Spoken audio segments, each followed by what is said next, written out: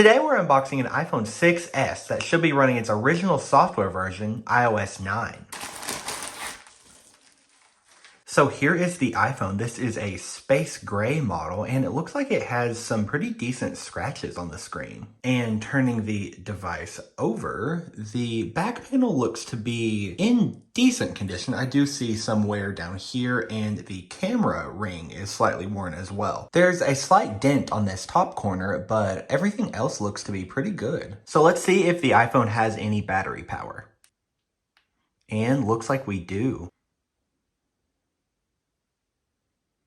Okay, and we boot directly into the iOS 9 setup screen.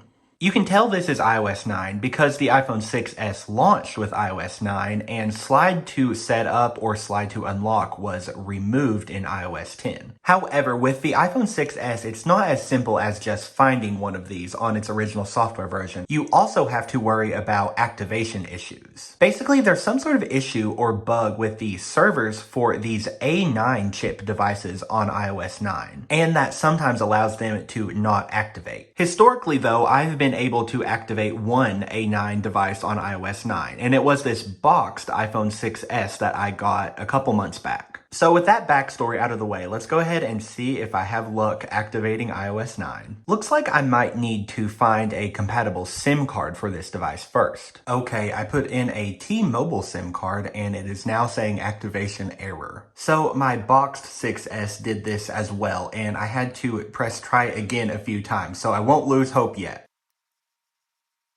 Okay, well, unfortunately, I have had no luck getting this device to activate. So I'm now going to try this method to bypass the activation with Legacy iOS Kit. Okay, and there we have it. I was able to bypass the activation error using Legacy iOS Kit. I'll leave a link for the guide that I followed below, but basically all it does is bypasses the setup app. So this device is technically not activated in Apple's eyes, but we're able to use it like normal.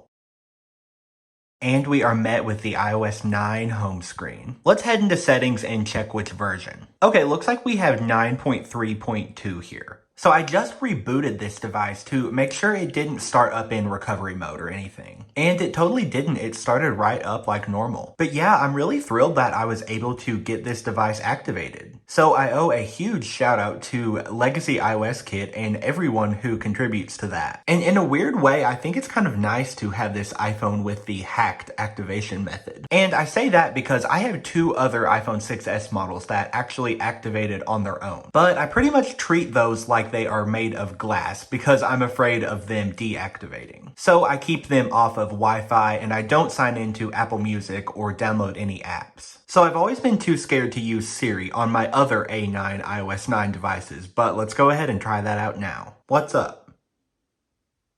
Hello. I don't think we've been introduced. Okay, so that's a pretty unique look for Siri on iOS 9. I believe it looked a little bit different before. So yeah, the interface is very different. It's kind of this like rainbow that keeps like changing colors here on iOS 9, while iOS 8 just has a much more simple blur across everything. Another thing we'll do is head into the App Store and see if that works on iOS 9. And it does. Wow, that popped up really fast. So what I like to do with older versions of iOS is sign into the App Store under this Purchase tab, and the reason to go this route is this way actually allows you to download previous versions of apps that you've already downloaded. Okay, and I am logged into the App Store. So I think the first app I want to download is Temple Run here, so let's try that out. And here's the prompt you're looking for. This will allow you to download an older compatible version. And just like that, we have our first application downloaded.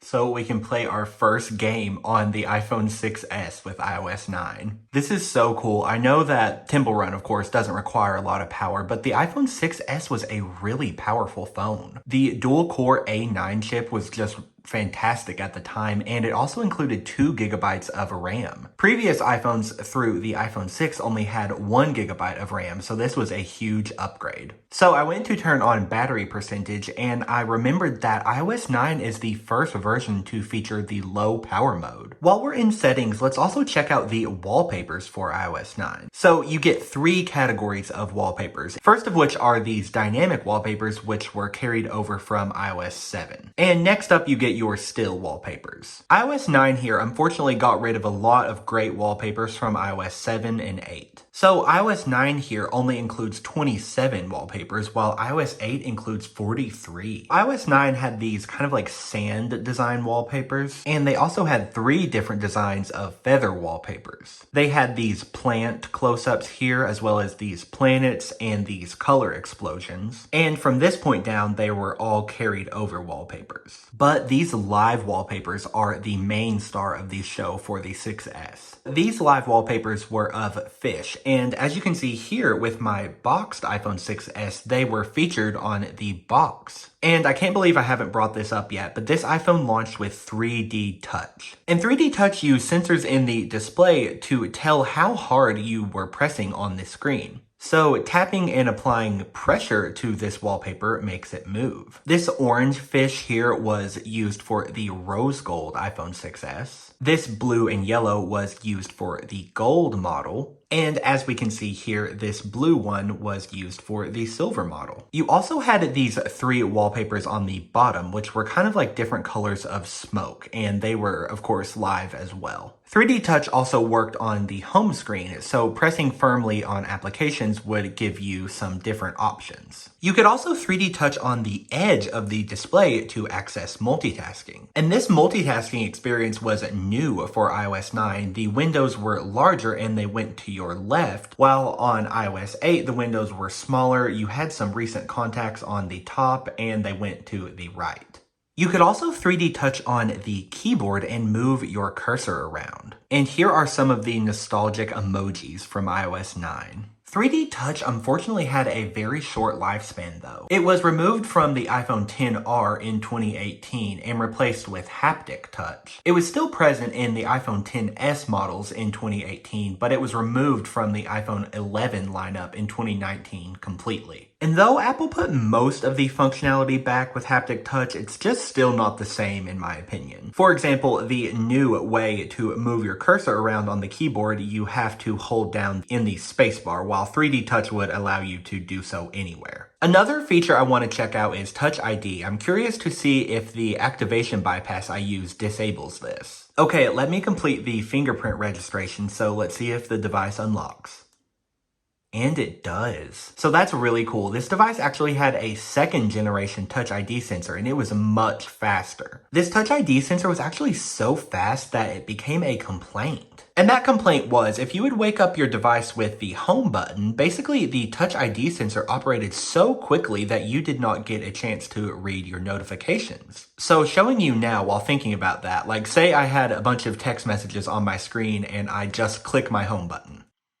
They literally appear before you can even see the time or your notifications or anything. So Apple addressed that inconvenience with software in iOS 10. They introduced Raise to Wake. So simply lifting up your device would turn the screen on so you could see your notifications. The iPhone 6S was the first flagship iPhone to be offered in 4 colors. You could get your classic silver and space gray, but you could now choose from 2 gold options. This rose gold color option here was new. So you could go for either the rose gold, which had a very pink tint, or go for the more classic champagne kind of yellow gold. So the 6S is on top here while the 6 is below. And you might be able to tell, but the iPhone 6S is ever so slightly thicker than the iPhone 6. And that's because it used a stronger aluminum structure, which was similar to Apple Watch models at the time. And of course, this change was made to help combat Bendgate. And in case you hadn't heard, Bendgate was the major controversy Apple faced with the iPhone 6 and 6 Plus models. Basically, they could be bent in half. So thankfully, the stronger aluminum in the iPhone 6S alleviated any bending concerns. The iPhone 6S went on to receive 6 years of major software releases from Apple. It received updates all the way through iOS 15 in 2021. And although we're currently using iOS 18, this version of iOS 15 is actually still receiving security updates. So this iPhone definitely goes down in history as being one of the longest lasting iPhones. The iPhone 6S also received a new 12 megapixel camera, up from 8 megapixels on the iPhone 6. It also allowed you to take live photos. So basically using the 3D touch screen, you could press and see a few seconds before and a few seconds after your photo. The front facing camera also got a huge upgrade. It went from 1.2 megapixels to 5 megapixels. The 6S also included a new front-facing flash. Apple called this the Retina flash. So that pretty much concludes my look at this iPhone 6S running iOS 9.3.2. This one was definitely a roller coaster of emotions, but I'm super grateful that through Legacy iOS Kit, I could bypass that activation error. Again, I'll link that tutorial I used below for any of you all that might be having the same type of issues. I had a lot of fun taking a look at this iPhone, and even though it's not technically activated, I'm still excited to use all of the features. Definitely get subscribed if you want to see more content like this. I'm working on videos about the iPad Air on iOS 7, the iPad Air 2 on iOS 8, as well as an iPhone 7 running iOS 10. Thank you so much for watching, and I'll see you guys in the next one.